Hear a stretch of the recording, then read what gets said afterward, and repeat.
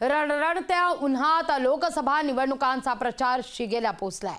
राजकीय आरोप प्रत्यारोपांनी वातावरण चांगलंच तापलंय। अशातच आता महागाईचा चटका बसण्याची भीती वर्तवली जाते।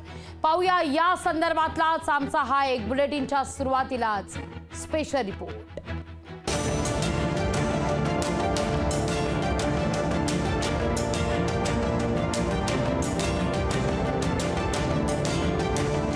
रणरणत्या उन्हात लोकसभा निवडणुकांचा प्रचार शिगेला पोहोचलेला असताना राजकीय आरोप प्रत्यारोपांनी वातावरण चांगलंच तापलंय। अशातच महागाईचा देखील चटका बसण्याची भीती वर्तवली जाते। नुकत्याच रिझर्व्ह बँकेच्या एप्रिल महिन्याच्या बुलेटिनमध्ये उन्हाळा, अवकाळी पाऊस आणि हवामानातील बदलाचा थेट संबंध महागाईशी असल्याचा उल्लेख करण्यात आलाय। आगामी काळात महागाईचा दर वाढण्याची भीती व्यक्त करण्यात आलेली आहे।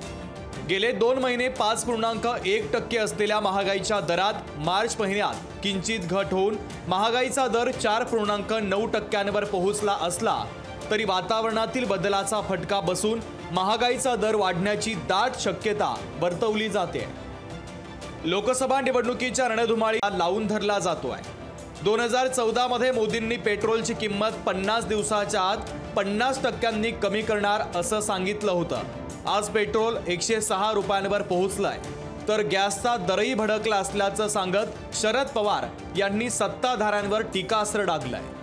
2014ला मोदी प्रधानमंत्री झाले तर त्यांनी आश्वासन दिलं होतं की 50 दिवसाच्या आत पेट्रोलची किंमत मी खाली आणणार, 50% खाली आणणार। काय किंमत आहे आज ती किंमत 106 रुपये। तर उद्धव ठाकरे यांनी जीडीपीची महागाईसोबत तुलना करून सत्ताधाऱ्यांच्या योजनेची खिल्ली उडवली आहे। मोदी सरकारने गेल्या 10 वर्षात करून दाखवला। अगदी जीडीपी वाढलाय म्हणजे काय वाढलं? आता तुम्ही मला सांगा भाई और बहनों, गैस की कीमत नीचे गई कि ऊपर गई? डीजल नीचे गया कि ऊपर गया?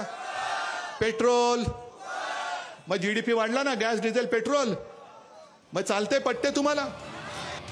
महागाईचा मुद्दा लोकसभा निवडणुकीमध्ये प्रचाराचा मुद्दा बनलाय। यावर सत्ताधारी असो वा विरोधक एकमेकांवर चिखलफेक करताना दिसतात, पण ये पब्लिक है, सब जानती है।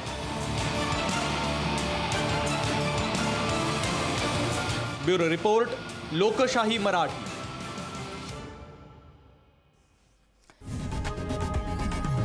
लोकशाही मराठी, ऐका, पहा, जागरूक रहा।